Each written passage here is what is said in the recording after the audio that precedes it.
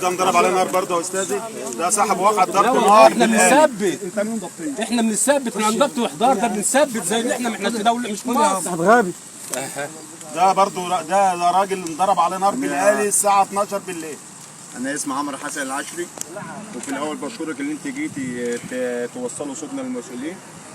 انا كنت بصطاد انا وابني وانضرب عليا برضه نار، والناس دي ما عرفتش اعمل معاها اي حاجه.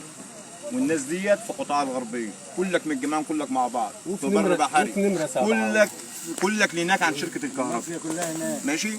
والمسطحات عندها شكاوى وعندها علم باسامي الناس دي كلها، واحنا كصيادين مش عارفين نجيب الرغيف العيش من البحيره.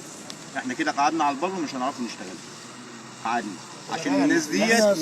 الناس انا لما انزل اصطاد ومعايا ابن معاه 12 سنه ومعايا 4 بنات، بجري على 4 بنات وابن وحيد، وابني كان يجي له غيبوبه من ضرب النار.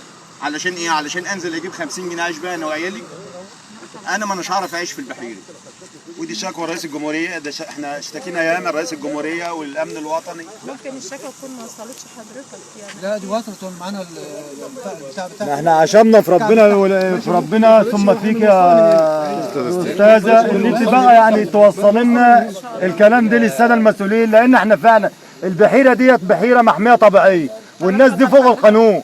الناس دولت فوق القانون يعني بيبهدلوا في الناس. ازاي ما فيش حد فوق القانون؟ والله فوق القانون، ما هو دول واضح لنا، دول واضح لنا ان احنا الناس دولت فوق القانون كده. من ضمن واحد في الميه اترمى في الميه. انا اترميت في الميه والله بالله.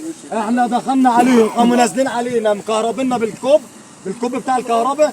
من ضمن انا بحوش عن نفس الكوب، وقعت ما بين المركب والمركب الثاني والرفاصات شغاله، غطست على الارض. انا غطست على الارض عشان وربنا اللي نجاني، طبعا.